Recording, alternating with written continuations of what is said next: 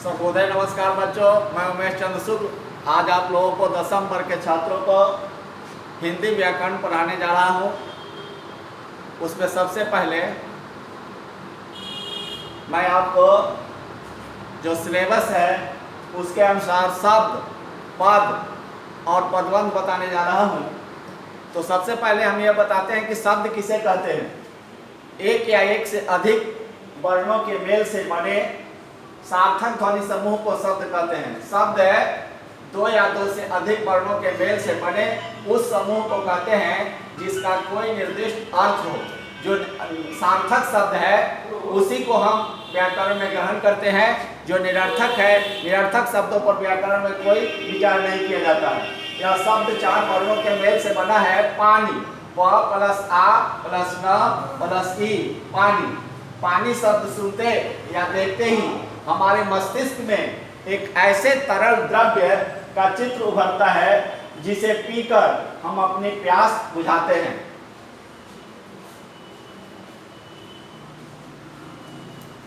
शब्द और अर्थ में बड़ा ही घनिष्ठ संबंध है।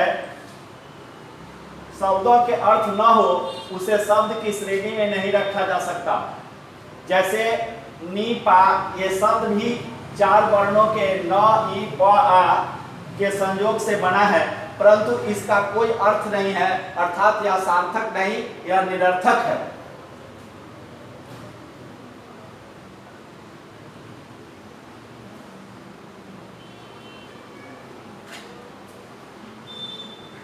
शब्द के अर्थ बोध हमें दो प्रकार से होता है। पहला आत्म अनुभव और दूसरा पर अनुभव से। आत्म अनुभव जब हम स्वयं किसी चीज का अनुभव करते हैं, जैसे चीनी मीठी होती है, मीठी शब्द के अर्थ का बोध हमें स्वयं चीनी चखने से हो जाता है। ठीक इसी प्रकार पानी, गर्मी, धूप इत्यादि पर अनुभव अर्थ के बोध का अनेक क्षेत्र में ऐसा भी होता है जहां हमारी पहुंच नहीं होती और हमें अर्थ बोध के लिए दूसरों पर निर्भर रहना पड़ता है। जैसे हम में से बहुत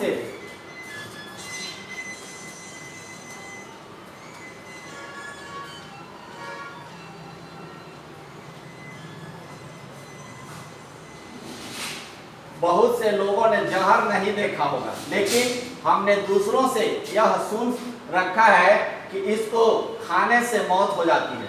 ठीक इसी प्रकार आत्मा, ईश्वर, मोक्ष इत्यादि शब्दों के अर्थबोध के लिए हमें दूसरों के अनुभव की जरूरत पड़ती है। पद, वास्तव में पद और शब्द में बहुत कम अंतर है।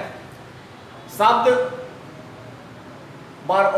एक या एक से अधिक, दो या दो से अधिक वर्णों के मेल से बने सार्थक ध्वनि समूह को शब्द कहते हैं। वही शब्द जब वाक्य में प्रयुक्त हो जाता है तो पद कहलाता है। देखिए, शब्द जब वाक्य में प्रयुक्त होकर व्याकरणिक इकाई से जुड़ जाते हैं तब वे पद कहलाते हैं और ये पद वाक्य के आंशिक भाव को प्रकट करते हैं। जैसे र प्लस अ प्लस म प्लस अ, र प्लस आ प्लस म प्लस अ, राम। राम एक शब्द हुआ, परंतु राम आम खाता है, इसमें राम एक संज्ञा पद है।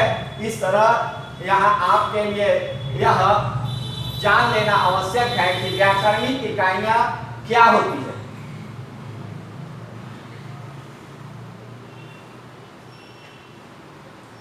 संज्ञा, सर्वनाम, लिंग, वचन, कारक, क्रिया आदि व्याकरणिक बिंदुओं को ही व्याकरणिक इकाइयां कहते हैं।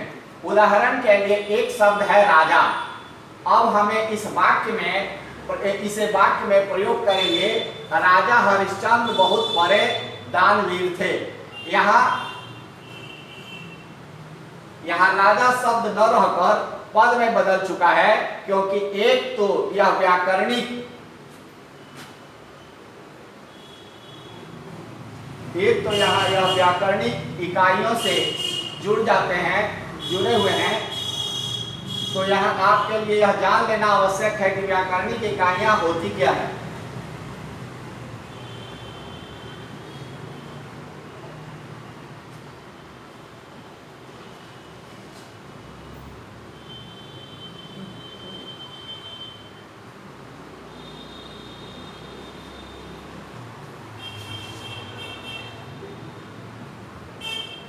यहाँ राजा शब्द रहकर पद में बदल चुका है, क्योंकि एक तो यह व्याकरणिक इकाइयों से जुड़ गया है, और दूसरा यह हरिश्चंद्र की विशेषता बता रहा है कि वे एक राजा थे।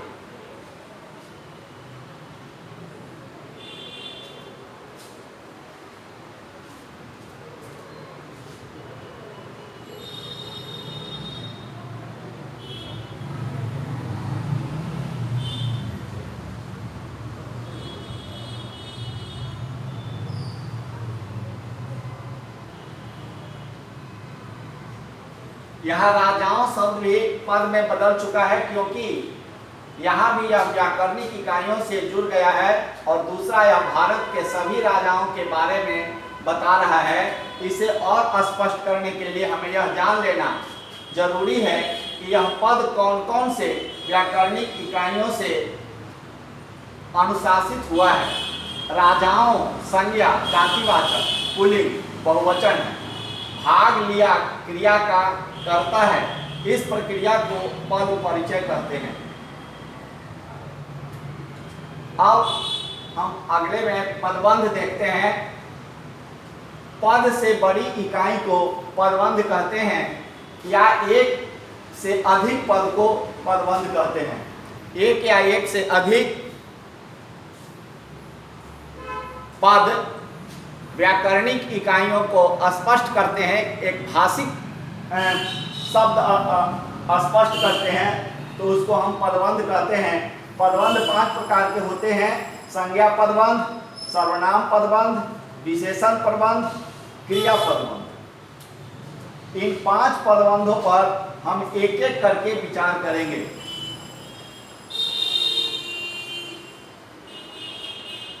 वाक्य की जो व्याकरणिक इकाई वाक्य में संज्ञा का काम करे, उसे संज्ञा पदबंध कहते हैं। इसे पहचानने का तरीका है कौन और क्या लगाकर सवाल बनाएं। जैसे इजराइल के प्रत्येक नागरिक देशभक्त हैं। प्रश्न, कौन देशभक्त हैं? तो उत्तर, इजराइल के प्रत्येक नागरिक। आज बाजार में सस्ते दामों में आम मिल रहे थे।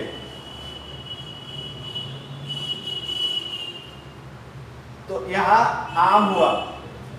इसके बाद सर्वनाम पदबंध। वाक्य की जो व्याकरणिक इकाई वाक्य में सर्वनाम का काम करे, उसे सर्वनाम पदबंध कहते हैं। इसे पहचानने का तरीका है कौन और क्या लगाकर सवाल बनाएं। जैसे काम करते करते वह थक गया। काम करते करते कौन थक गया? तो वह थक गया, वह इसमें वह सर्वनाम पद है। दूध में कुछ गिर गया। प्रश्न, दूध में क्या गिर गया? तो यहाँ उत्तर हुआ कुछ गिर गया। विशेषण, वाक्य की जो व्याकरणिक इकाई वाक्य में विशेषण का काम करे, उसे विशेषण पदबंध कहते हैं। इसे पहचानने का तरीका है कैसे लगाकर सवाल बनाएं। जैसे इस दुनिया में ईमानदार लोग बहुत कम हैं। प्रश्न, इस दुनिया में कैसे लोग बहुत कम हैं? उत्तर, ईमानदार लोग। तो इस ईमानदार विशेषण पदबंध है। मेहनत से जो जी चुराने वाले सफल नहीं होते। कैसे लोग सफल नहीं होते? तो मेहनत से जी चुराने वाले लोग सफल नहीं होते हैं। यह